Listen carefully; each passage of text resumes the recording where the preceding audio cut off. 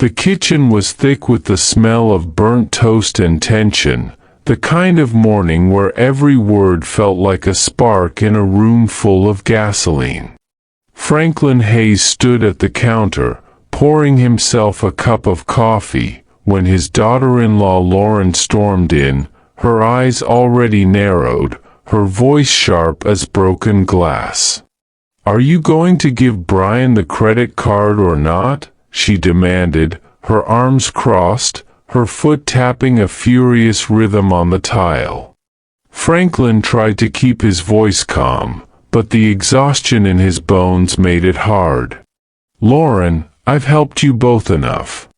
You need to learn to stand on your own." She scoffed, rolling her eyes so hard he thought she might hurt herself. "You're just being selfish. We're family. You owe us."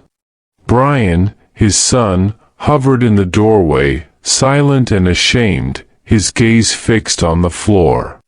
Franklin looked at him, searching for a sign of the boy he'd raised, the man he'd hoped Brian would become. But Brian just shrugged, letting Lauren do the talking. The argument escalated, Lauren's voice rising, her words turning cruel. "You're just an old man with nothing left to offer. Give us the money or get out."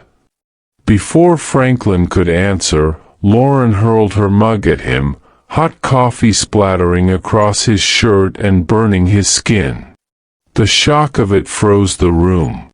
Brian flinched but said nothing.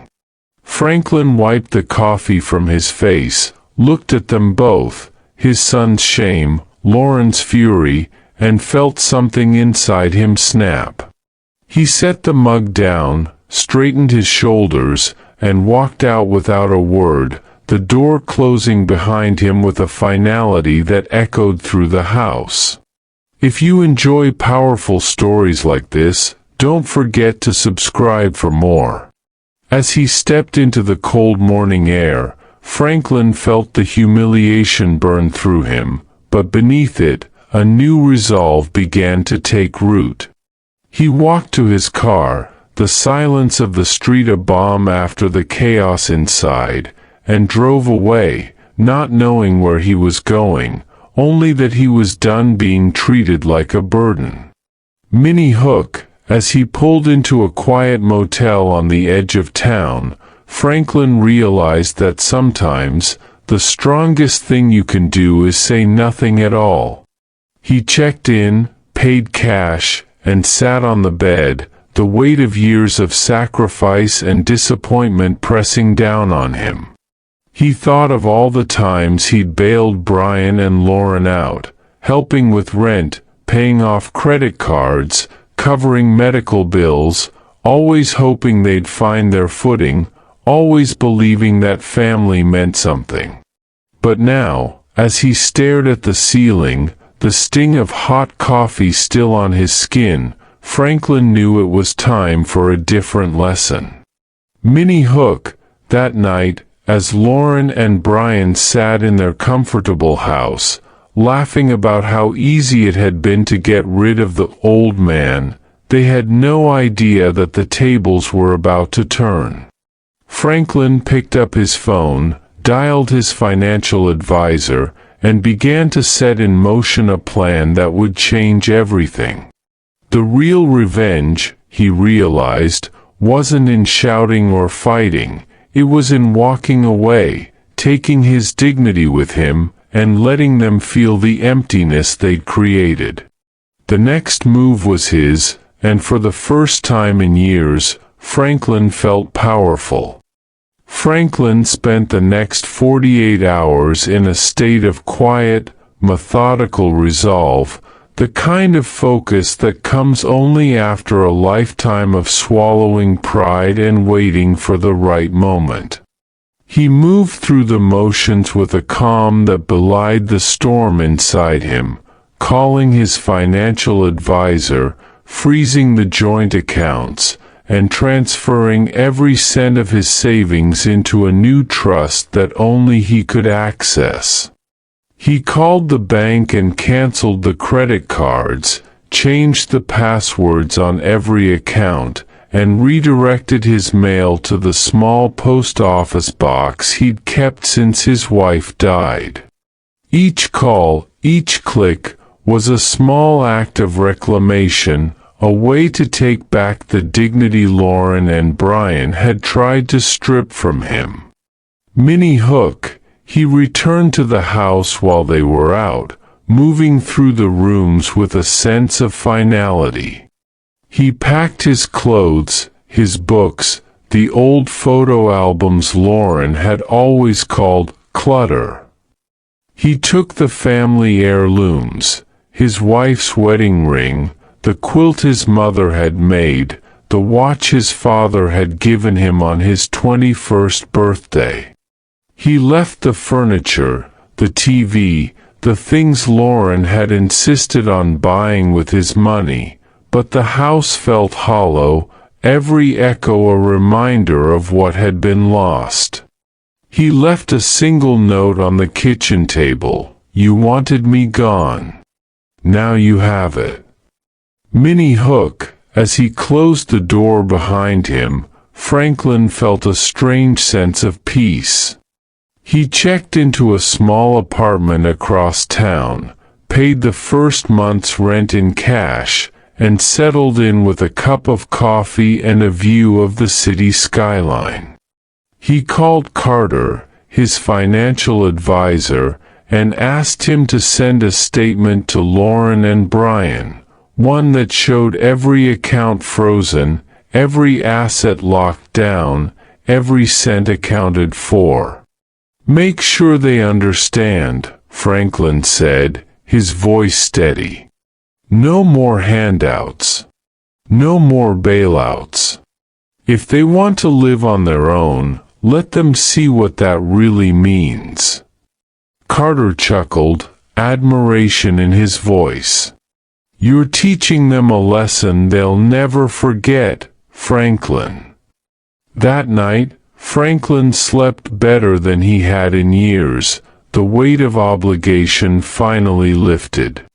He dreamed of his wife, her laughter echoing in the quiet, her hand warm in his.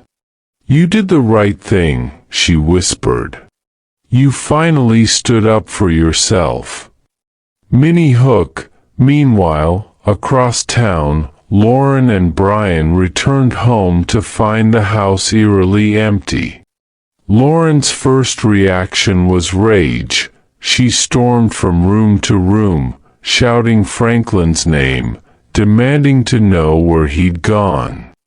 Brian checked the bank app on his phone, his face draining of color as he realized the accounts were frozen, the credit cards declined. Lauren's screams echoed down the street, her fury turning to panic as she realized everything was gone. The neighbors watched from behind their curtains, some with sympathy, others with satisfaction. The tables had turned, and for the first time, Lauren and Brian were forced to face the consequences of their own greed. Franklin, sipping his coffee in his new apartment, smiled as he imagined the scene. The real revenge, he realized, was not in what he'd taken, but in what he'd left behind, a lesson in respect, and the emptiness of a life built on entitlement.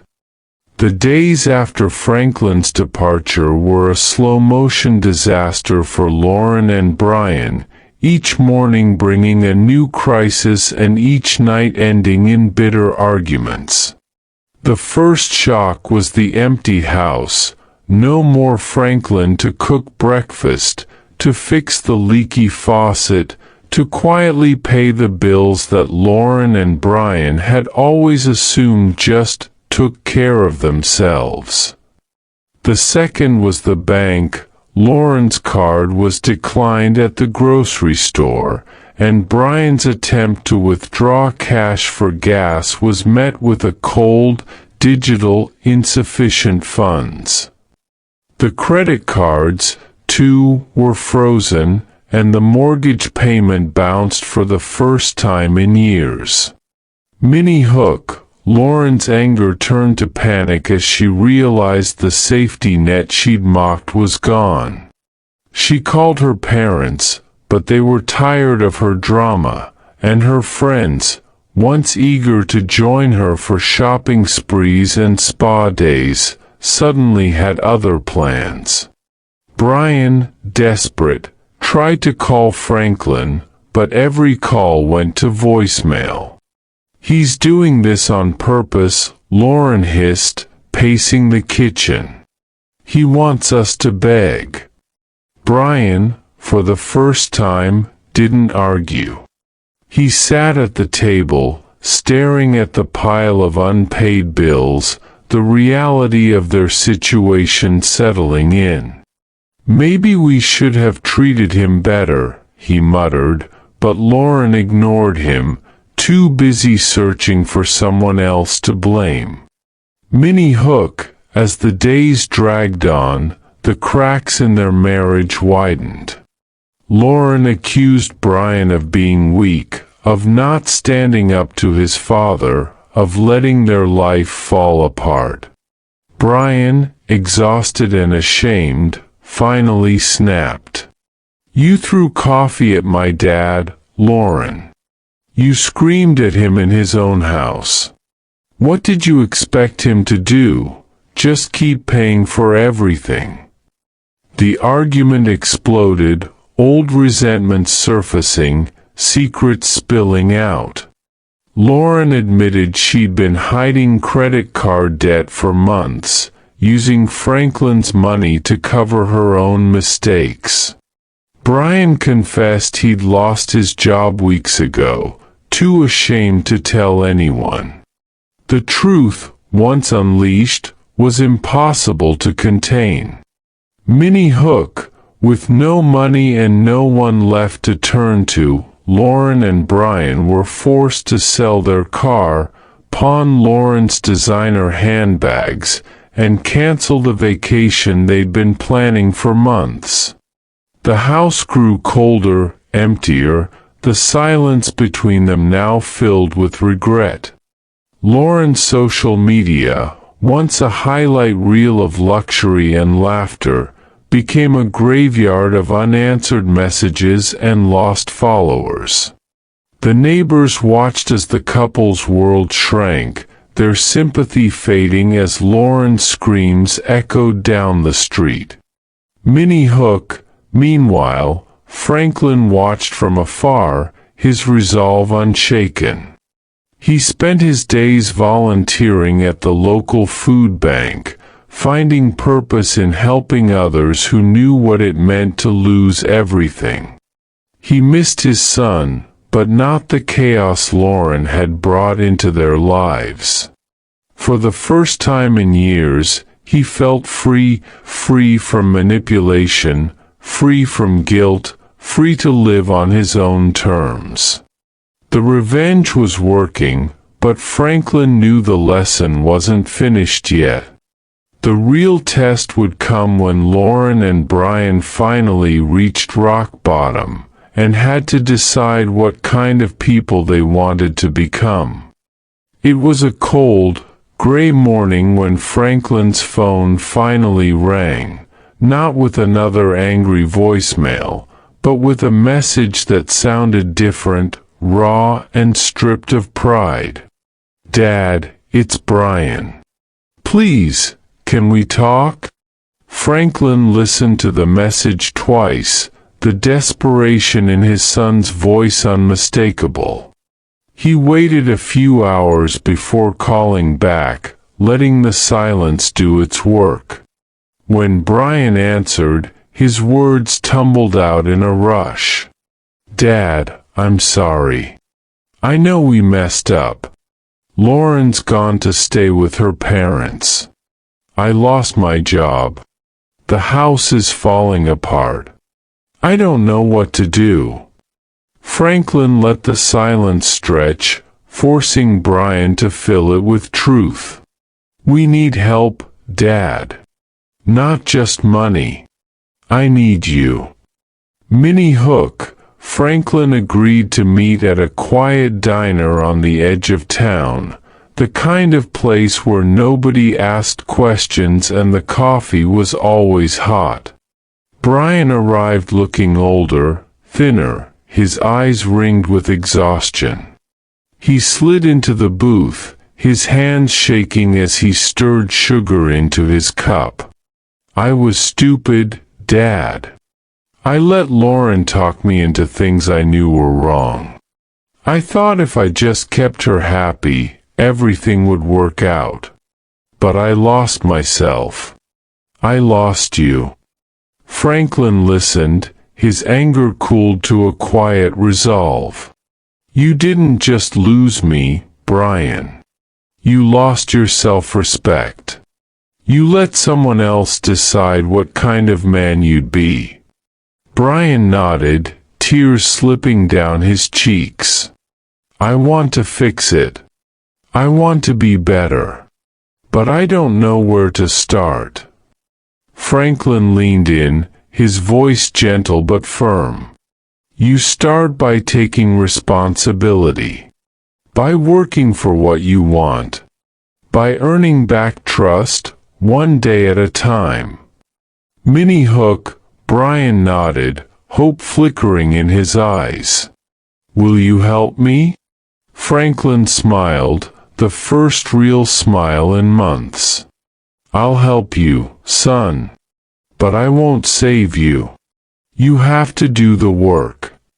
They talked for hours, mapping out a plan. Brian would move into Franklin's small apartment, find a job, and start paying off his debts. No more handouts, no more shortcuts. Franklin would be there, but only as a guide, not a crutch. As they left the diner, the sky cleared, sunlight breaking through the clouds. Brian hugged his father, the embrace awkward but real. "Thank you, Dad, for not giving up on me." Franklin held him tight, his heart full. "We're family, Brian. That means we fight for each other, but we also hold each other accountable."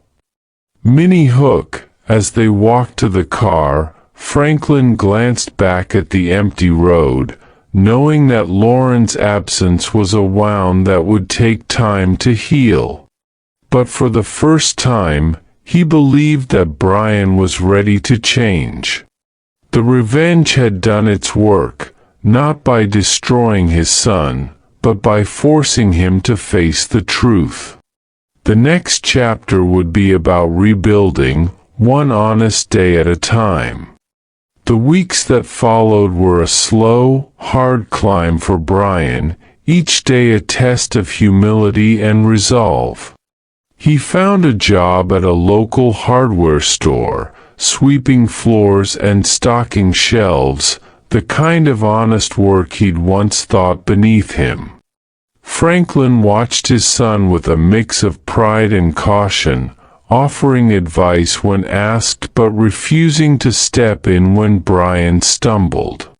The apartment was small, the meals simple, but there was a peace in the routine, a sense that, for the first time in years, Brian was learning what it meant to stand on his own. Minnie Hook, then, just as the wounds began to heal, Lauren returned. She showed up at the apartment one rainy evening, her hair plastered to her face, her eyes wild with desperation. "Brian, you have to come home. My parents are done with me. I have nowhere else to go." Brian hesitated, the old patterns tugging at him, but Franklin stepped between them, his voice calm but unyielding. "Lauren, you're not welcome here, not until you apologize for what you did, not just to me, but to Brian and to yourself." Lauren's anger flared, her words sharp as ever. "You think you're better than me now? You think you can just freeze us out and walk away?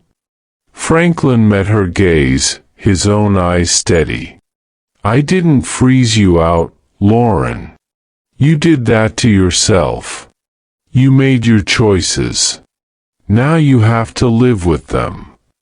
Minnie Hook, Brian stood silent, torn between the woman he'd loved and the father he was finally learning to respect. Lauren pleaded, her voice cracking. Please, Brian. I need you. Brian shook his head, his voice trembling but firm. I can't help you, Lauren. Not until you're willing to change. Not until you're willing to admit what you did. Lauren's face crumpled, her bravado collapsing. She turned and fled into the rain, her sobs echoing down the street. Franklin put a hand on Brian's shoulder, pride and sorrow mingling in his chest. You did the right thing, son. Sometimes the hardest part of growing up is letting go of what hurts you. Minnie Hook, that night, as they sat together in the quiet apartment, Brian thanked his father for standing by him, for teaching him the value of dignity and self-reliance. Franklin smiled, the weight of years of disappointment finally lifting. The revenge was complete, not in Lauren's humiliation, but in Brian's transformation. The next morning, as the sun rose over the city, Franklin knew that the real victory was not in what he'd taken away, but in what he'd helped his son find, the strength to start over, and the courage to never let anyone steal his worth again. The days after Lauren's departure were quieter, but the silence was different now, less like a wound, more like a space waiting to be filled.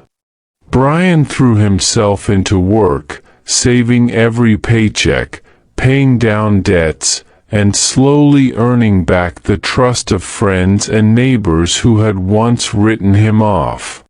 Franklin watched his son's transformation with a pride that was cautious but real, their evenings spent in easy conversation, the old tension replaced by a sense of partnership. Minnie Hook, then, one afternoon, as Franklin was sorting through a box of old papers in the attic, he found a faded envelope addressed in his late wife's handwriting. Inside was a letter, yellowed with age, and a photograph of a young woman Franklin didn't recognize, standing beside his wife at a summer picnic. The letter was a confession, his wife's words raw and honest. She wrote of a secret she'd kept for decades. Before she met Franklin, she'd had a child she was forced to give up for adoption. I never told you because I was ashamed, and I didn't want to hurt you or Brian. But if you're reading this, it means the time has come to tell the truth. Franklin sat on the attic floor, the letter trembling in his hands, his mind racing with questions. Why had she kept this secret? What had become of the daughter she'd lost? And what would it mean for Brian, who was just beginning to rebuild his life? Minnie Hook, that evening, Franklin shared the letter with Brian, watching as his son's face shifted from shock to confusion to something like hope. I have a sister? Brian whispered, his voice barely audible. Franklin nodded, his own emotions tangled. I think it's time we find her. Maybe she's been looking for us, too. The next days were a whirlwind of phone calls, online searches, and anxious waiting. With Carter's help, they tracked down an adoption agency, pieced together old records, and finally found a name, Sarah. She lived just a few hours away. Franklin wrote her a letter, explaining everything, and waited for a reply. Minnie Hook, when Sarah called, her voice was warm and nervous, full of questions and longing. "I always wondered if I had family out there," she said. "I'd like to meet you." The reunion was set for the following weekend, and as Franklin and Brian prepared to welcome Sarah into their lives, they realized that the family they'd thought was broken might be bigger and stronger than they ever imagined. The secret from the past had the power to heal old wounds, but it also forced Franklin to confront the choices he'd made, the things he'd left unsaid, and the possibility of forgiveness he'd never dared to hope for. The next chapter would be about more than revenge. It would be about redemption, and the courage to embrace the unknown. The day of the reunion dawned with a nervous energy that made the whole house feel alive, as if the walls themselves were holding their breath. Franklin and Brian drove in silence, the road winding through spring-green fields and small towns, each mile bringing a new wave of questions and hope. When they finally arrived at the cafe where they'd agreed to meet, Franklin's heart pounded in his chest. Sarah was already there, sitting by the window, her hands wrapped around a mug of tea. She looked up as they entered, her eyes searching their faces for something familiar. For a moment, no one spoke, the weight of decades pressing down on them. Then Sarah smiled, a shy, uncertain thing, and Franklin saw his late wife's eyes in her face. "You must be Franklin," she said, her voice trembling. "And you're Brian." Brian nodded, his own voice thick with emotion. "I can't believe this is real." They sat together, sharing stories, photographs, and the awkward laughter of strangers who suddenly realized they were family. Sarah spoke of her childhood, her adoptive parents, the years she'd spent wondering about her birth mother. Franklin told her about the farm, about his wife's courage and kindness, about the pain of secrets kept too long. Brian listened, his own wounds slowly healing as he realized he wasn't alone in his longing for connection. Minnie Hook, as the afternoon wore on, the conversation turned to Lauren and the chaos she'd left behind.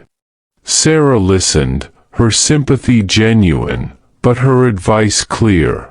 "You can't let the past define you. You have to decide what kind of family you want to be now." The words struck Franklin like a revelation. He realized that revenge had brought him this far, but forgiveness and hope would have to carry him the rest of the way. They invited Sarah to visit the farm, and she accepted, her excitement shining through her nerves. That weekend, she arrived with her husband and children, their laughter filling the house with a joy Franklin hadn't felt in years. The family gathered for a meal under the old oak tree, the table crowded with food and stories, the pain of the past slowly giving way to the promise of a new beginning. Minnie Hook, as the sun set and the children chased fireflies across the yard, Franklin looked at Brian and Sarah, his heart full. "We're not perfect," he said, his voice steady. "But we're together. And that's what matters." The reunion was not without its challenges. Old wounds reopened, new misunderstandings flared, but the family faced them together, their bond growing stronger with every honest conversation. Franklin realized that the true revenge was not in Lauren's humiliation, but in the family he'd rebuilt from the ashes of betrayal. The next chapter would be about healing, about hope, and about the courage to keep moving forward, no matter how many times life tried to break them. The farm was alive with the sounds of spring, children's laughter echoing through the orchard, the lowing of cows in the distance, and the steady rhythm of a family rediscovering itself. Sarah had settled in as if she'd always belonged, her children and Brian's forming a pack that roamed the fields from dawn to dusk.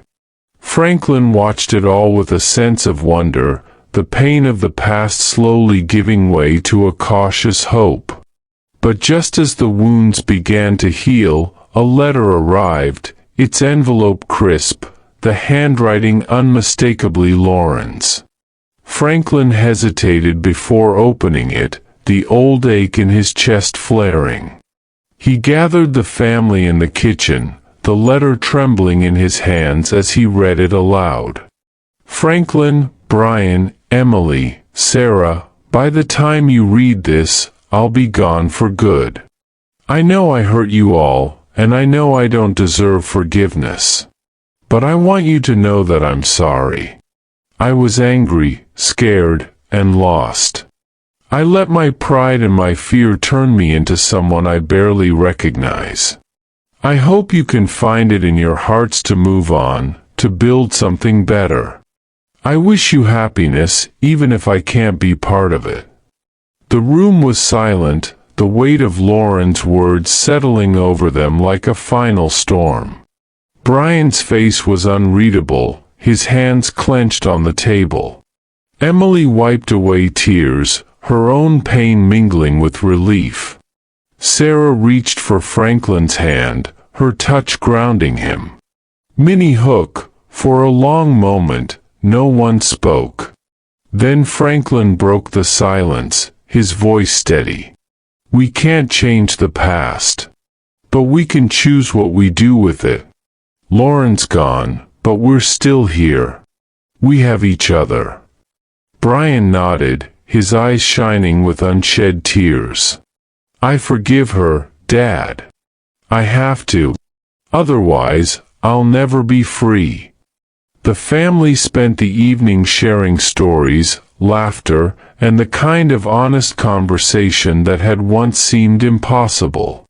As the sun set and the stars appeared overhead, Franklin realized that the true revenge was not in Lauren's suffering, but in the family's survival, their ability to forgive, to rebuild, and to find joy in the aftermath of betrayal.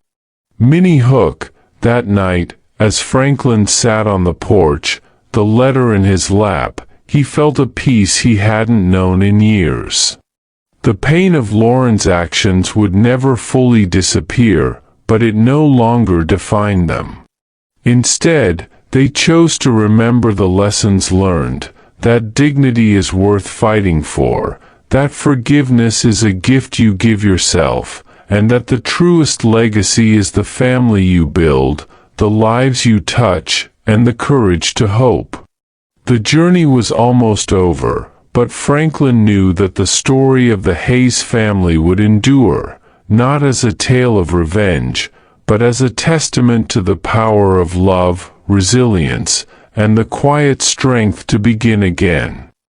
The weeks after Lauren's letter brought a gentle, hopeful rhythm to the Hayes farm, the kind that only comes when a family has survived its worst storms and chosen to keep moving forward.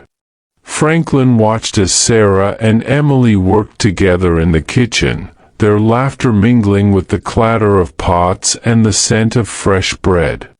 Brian and Mark repaired fences and planted new rows in the garden, their easy banter a sign that old wounds were finally healing. The children, a wild pack of cousins, raced through the fields, their shouts echoing across the land that had once felt so empty. Franklin felt a peace he hadn't known in years, but he also knew that the work of building a legacy was never truly finished.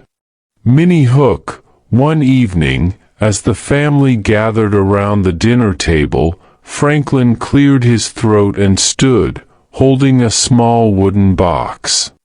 "I've been thinking about what it means to leave something behind," he began, his voice steady. "Not just land or money, but lessons, stories, values, the things that make us who we are." He opened the box to reveal a stack of letters, each one addressed to a different family member. "I want us to start a new tradition.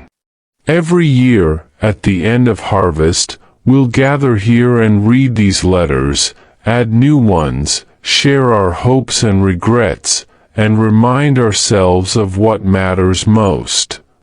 The family listened in silence, the firelight flickering in their eyes, the pain of old wounds now woven into the fabric of their story.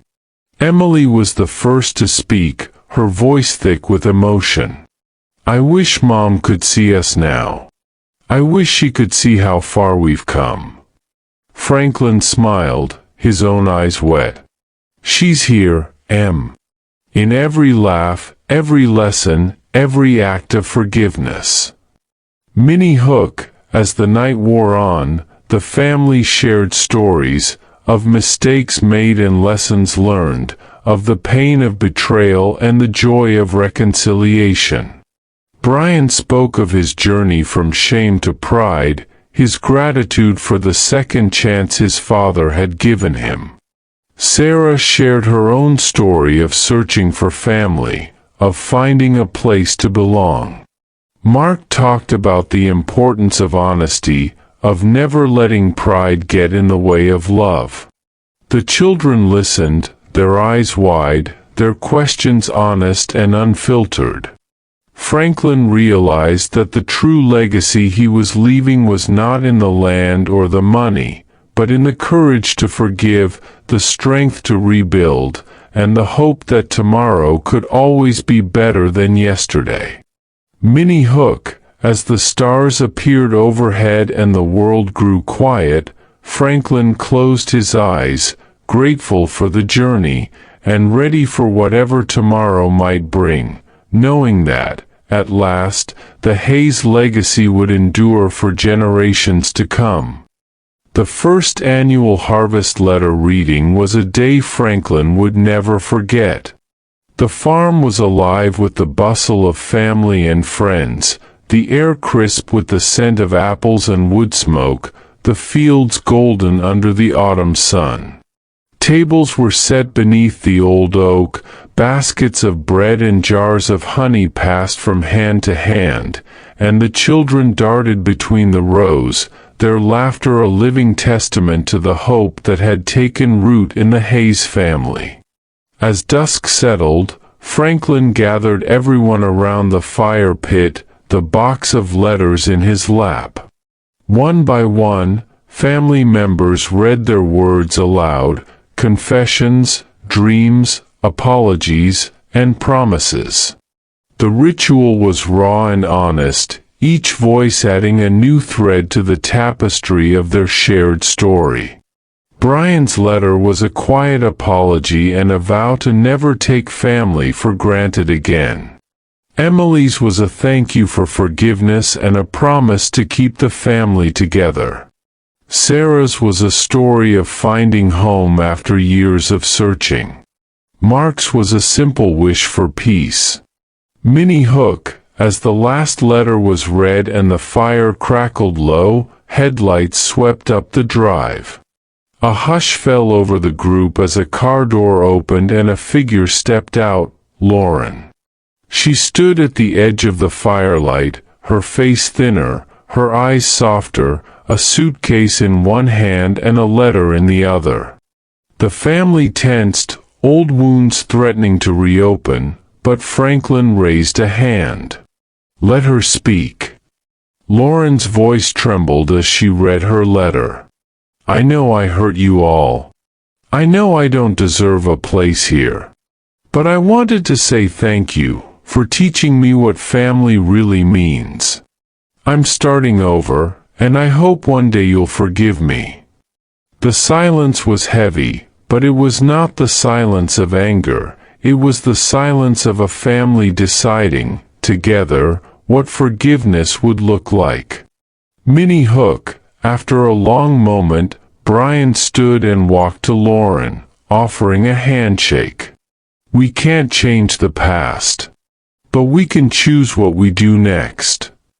Emily hugged her, Sarah offered a place to stay for the night, and even the children, sensing the shift, welcomed her back with shy smiles. Franklin watched it all, his heart full. The greatest revenge, he realized, was not in Lauren's suffering, but in the family's survival, their ability to forgive, to rebuild, and to find joy in the aftermath of betrayal.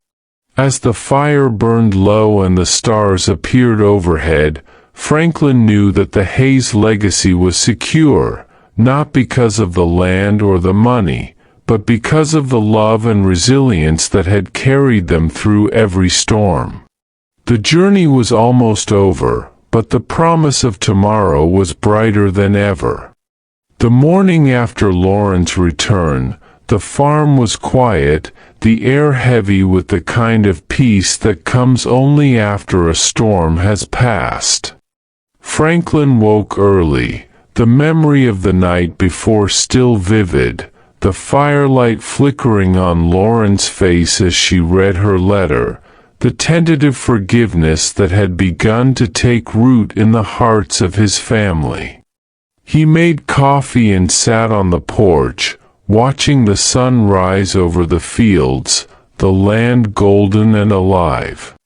One by one, the family joined him, Brian, Emily, Sarah, Mark, the grandchildren, even Lauren, her eyes red but her smile genuine. They sat together, sharing stories and plans for the day, the old wounds now woven into the fabric of their lives, not as scars to be hidden, but as proof of survival. Minnie Hook, after breakfast, Franklin gathered everyone in the living room, the box of letters in his hands. I want to share one last lesson, he said, his voice steady. Legacy isn't just about what you leave behind. It's about the hope you inspire, the courage you show, and the love you give even when it's hard. He handed each family member a blank card. Write down one thing you want the next generation to remember. Not about money or land, but about what it means to be a Hayes. The room was silent as they wrote, the only sound the scratch of pens and the occasional sniffle. When they finished, Franklin collected the cards and placed them in the box, sealing it with a promise. We'll open these in 10 years, and every 10 years after that. So that no matter what happens, our family will always remember what matters most. Minnie Hook. As the day unfolded, the family worked together in the fields, laughter and music drifting on the breeze. Lauren helped Emily bake bread, Sarah taught the children how to plant seeds, and Brian and Mark repaired a fence that had stood since Franklin's father's time. The pain of the past was still there, but it no longer defined them. Instead, they chose to remember the lessons learned, that dignity is worth fighting for, that forgiveness is a gift you give yourself, and that the truest legacy is the family you build, the lives you touch, and the courage to hope. As the sun set and the family gathered for dinner, Franklin looked around the table, his heart full. We've come a long way, he said softly. And I'm proud of every one of you. The family raised their glasses, the toast echoing through the house. To the Hayes legacy, may it endure for generations to come. Minnie Hook, that night, as Franklin sat on the porch, the stars bright above, he knew that the journey was almost over. The final lesson had been learned, and the promise of tomorrow was brighter than ever. The last morning of the season dawned with a hush, the sky painted in soft pinks and golds as Franklin Hayes stepped out onto the porch, a mug of coffee warming his hands. The farm was quiet, the fields glistening with dew, the air alive with the promise of a new day. He watched as the sun crested the horizon, bathing the land in light, and felt a peace settle over him, a peace hard-won, forged in the fires of betrayal, forgiveness, and the slow, steady work of rebuilding.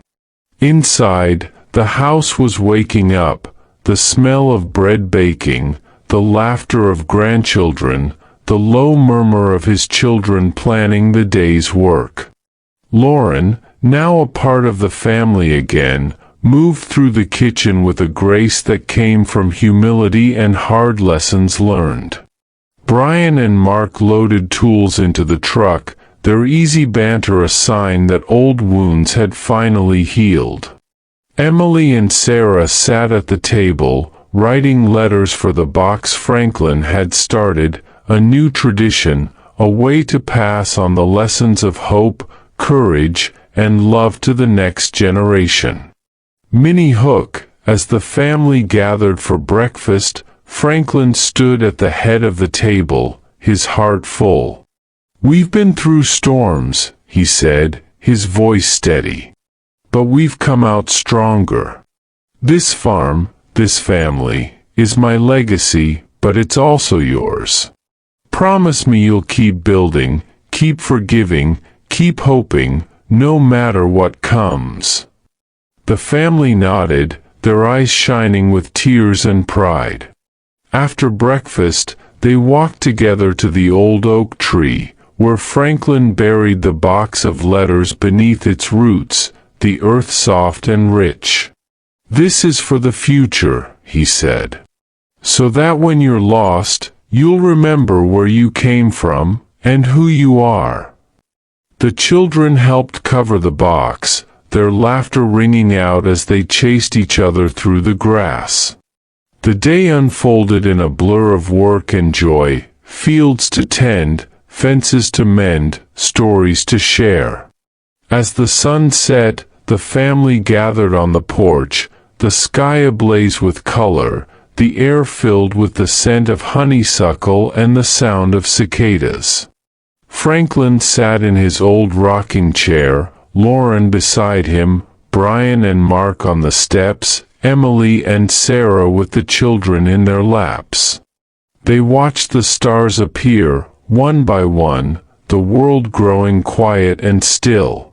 Minnie Hook, Franklin closed his eyes, grateful for the journey, for the family he'd fought for the lessons learned and the love that had endured. He knew that the pain of the past would never fully disappear, but it no longer defined them.